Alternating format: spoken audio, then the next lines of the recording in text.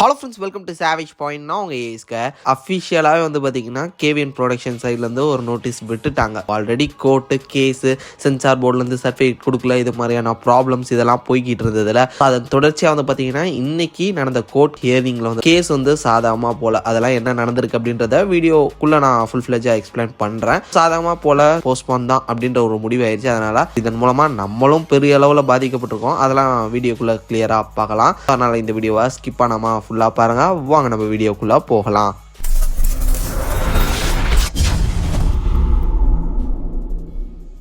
So first நாங்கள் பர்சனலாக இதை வச்சு எந்த அளவு பாதிக்கப்பட்டிருக்கோம் அப்படின்றத சொல்கிறோம்.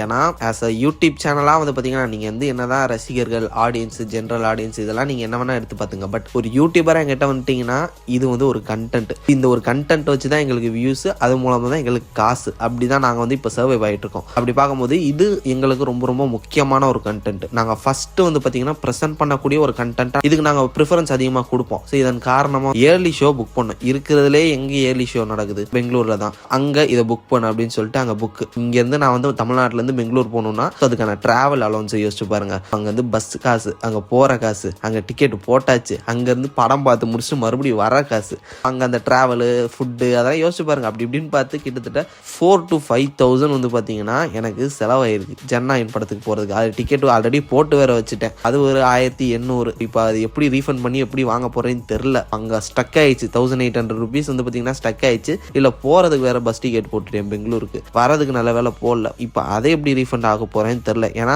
போட்டு தொலைஞ்சது நான் வந்து கேன்சலேஷன் அந்த ஒரு இது கொடுத்துருப்பேன் கீழேயே, அதை கேன்சல் பண்ணிக்கிறதுக்கு நீங்கள் வந்து எக்ஸ்ட்ரா ஒரு பே பண்ணிங்கன்னா நீங்கள் கேன்சல் பண்ணிக்கலாம், இல்லை டேட்டை ஷிஃப்ட் பண்ணிக்கலாம். நான் அதை வந்து போடல, அதை வேற போடாமட்டனால இப்போ அந்த காசும் போச்சு. கிட்டத்தட்ட லாஸ்ன்ற மாதிரி தான் ஆயிடுச்சு எனக்கு இந்த ஒரு விஷயத்தினால.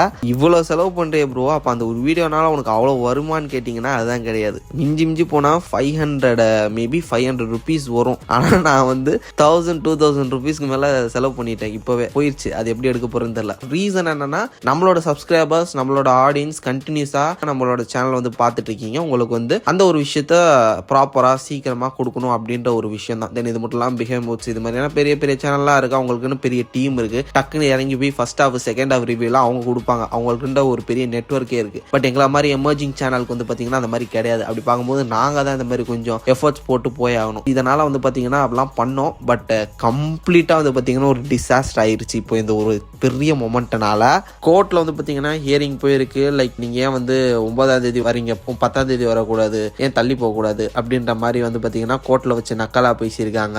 சென்சார் சர்டிஃபிகேட் கிடைக்காம உங்களை யார் ரிலீஸ் டேட் அனௌன்ஸ் பண்ண சொன்னது அப்படின்னு சொல்லிட்டு அங்கே இருக்கிறவங்க வந்து பார்த்தீங்கன்னா இன்னும் கொஞ்சம் ட்ரிகராக பேசியிருக்காங்க.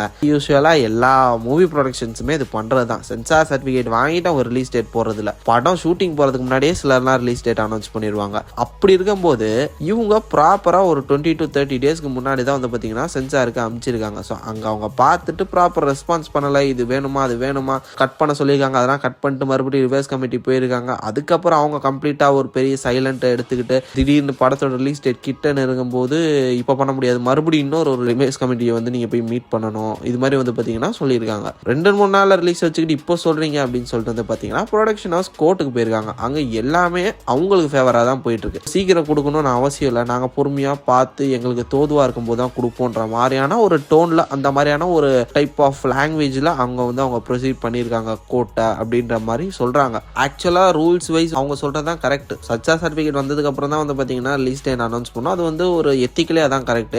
பட் மாரலி இங்கே விஷயங்கள்லாம் அது மாதிரி தான் நடந்துகிட்டு இருக்கானா கிடையாது. ஏன்னா ஏகப்பட்ட படங்கள் இப்போ நம்ம பார்த்துருந்த பல பெரிய பெரிய படங்கள் லைக் கூலி, தக்லீஃப், விக்ரம், இப்போ வரக்கூடிய பராசக்தி எல்லாமே ரிலீஸ் டேட் அனௌன்ஸ் பண்ணிட்டு படம் ரிலீஸ் ஆகிறதுக்கு ஒரு 20-30 நாளைக்கு முன்னாடி தான் வந்து பார்த்தீங்கன்னா சென்சார் சர்டிஃபிகேட்டுக்கே கொடுப்பாங்க. அவங்களும் பார்த்துட்டு 15 நாளுக்குள்ள மேக்ஸிமம் 15 daysக்குள்ள கொடுத்துருவாங்க. இந்த மாதிரியான ஒரு ப்ரொசீஜரில் தானே நமக்கும் நடக்கும். நம்ம மட்டும் என்ன இறைவனின் தனி தூத ஒரு அம்ச பிள்ளையா, நமக்கு மட்டும் ஏதாவது டிஃப்ரெண்ட்டாக இவங்க ஏதாவது பண்ணுறதுக்கு அப்படின்ற நினப்பில் பாவம் ப்ரொடக்ஷன் கொஞ்சம் லேட்டாக போயிட்டாங்க. அவங்களுக்கு தெரியாதுல இந்த மாதிரியான பிரச்சனைகள்லாம் ஒருத்தருக்கு வரும் அப்படின்னு சொல்லிட்டு அதை வந்து இவங்க யூஸ் பண்ணிக்கிட்ட மாதிரி இப்போ ஒரு பிரச்சனைகள் போய்கிட்டு இருக்கு. என்ன பண்ணுறது, ஒன்றும் பண்ண முடியாது, அவ்வளோதான், முடிச்சு விட்டுறாங்க. ஸோ இப்போ அடுத்த அஃபிஷியல் ரிலீஸ் டேட் எப்போ வருதோ அப்போ தான் வந்து பார்த்தீங்கன்னா மறுபடியும் இதெல்லாம் நடக்கும். எப்படி ரீஃபண்டு இது மாதிரியான விஷயங்கள்லாம் ஆக போகுதுன்னு தெரில. ஏன்னா கிட்டத்தட்ட 11ஆம் தேதி வரையும் நான் பார்த்த வரையும் 11ஆம் தேதி 12ஆம் தேதி வரையும் புக்கிங் முடிஞ்சு 15ஆம் தேதி பொங்கல் இருக்குல்ல 15, 16 அந்த நாட்களில் ஒரு சில முக்கியமான டைம் ஸ்லாட்ஸ் டிக்கெட் புக்குடு இப்படி வந்து புக்கிங் வந்து தாறுமாறாக அடிச்சு நவுத்திருக்கானுங்க. இப்போ எப்படி எல்லாத்துக்கும் ரீஃபண்ட் பண்ண போகிறாங்க அப்படின்னு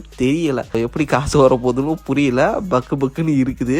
மறுபக்கம் பார்த்தா இன்னொரு சைடு புக்கிங் வந்து அப்படியே வெறிச்சோடி கிடக்குது. ஃபுல்லாக எங்கிட்ட பார்த்தாலும் க்ரீன் தான், எல்லோ கூட இல்லை, ஃபுல்லாக க்ரீனாக தான் இருக்குது, க்ரீன் பாக்ஸாக தான் இருக்குது. ஒரு படத்துக்கு மாநாடுக்கு இப்போலாம் காசு கொடுத்து கூப்பிட்ற மாதிரி யூடியூபுக்கும் அதெல்லாம் பண்ண ஆரம்பிச்சிட்டாங்க போல். ஸோ யூடியூபுக்குமே வந்து பார்த்தீங்கன்னா இந்த மாதிரி காசு கொடுத்து வியூஸ் ஏற்றுறாங்க. அதை அடுத்து புக் மை ஷோவில் நடந்தால் மேபி ஒரு சிலருக்கு அது சாதகமாக இருக்கும். பட் எப்படி பார்த்தாலும் அவ்வளோதாங்க, ஒன்றும் பண்ண முடியாது. இந்த பொங்கல் வந்து சிலருக்கு ஏற்ற மாதிரி அரேஞ்ச்மெண்ட்லாம் சூப்பராக பார்த்து ப்ராப்பராக பண்ணி பக்காவாக கொண்டு போயிட்டாங்க. பொறுத்து வந்து பார்ப்போம். அடுத்து ப்ரொடக்ஷன் சைட்லேருந்து எந்த வித விஷயமா இருந்தாலும் அஃபீஷியலாக அவங்க சைட்லேருந்து சொன்னால் தான் நம்மளால் கன்ஃபார்ம் பண்ண முடியும். கண்டிப்பாக பெரிய டிசப்பாயின்மெண்ட் தான் பல ஃபேன்ஸ்க்கு. சிலருக்கு ஒரு சந்தோஷம், ஒரு குஷியான ஒரு விஷயமாகவும் இது இருந்திருக்கும். கம்ப்ளீட்டாக எப்படி பார்த்தாலும் இது வந்து ஹாலிவுட்டுக்கு தான் ஒரு பெரிய பாதிப்பு. எப்போ யாரை எந்த நாய் கடிக்கும்னு யாருக்குமே தெரியாது. அடுத்து அந்த நாய் யாரை வேணா கடிக்கலாம் அப்படின்ற ஒரு நிலைமையில தான் போயிட்டு இருக்கு. ஹாலிவுட்ன்ற அந்த ஒரு இண்டஸ்ட்ரியில ஒரு ஒற்றுமை இல்லை. நீங்க எப்போ பார்த்தாலும் வந்து டோலிவுட்டுக்கே சொம்படிக்கிறீங்க, நீங்க எப்போ பார்த்தாலும் மாலிவுட்டுக்கே சொம்படிக்கிறீங்க,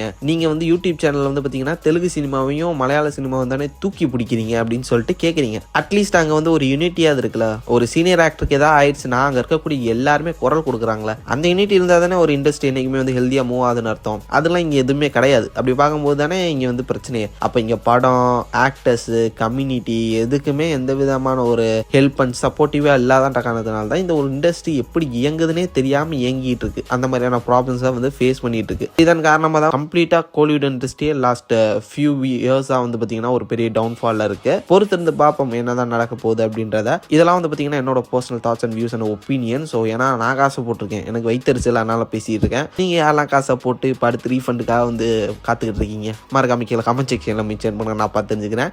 சரி ஃப்ரெண்ட்ஸ், இதே மாதிரி தொடர்ந்து நிறைய இன்ட்ரெஸ்டிங்கான வீடியோஸ் பார்க்கறதுக்கு மறக்காம நம்ம சாவேஜ் மை சேனலை சப்ஸ்கிரைப் பண்ணி அந்த பெல் ஐக்கானை ப்ரெஸ் பண்ணிக்கங்க. அடுத்த ஒரு இன்ட்ரெஸ்டிங்கான வீடியோவில் நாளைக்கு மீட் பண்ணுறேன். அது வரையும் tata bye bye, take care from A Square.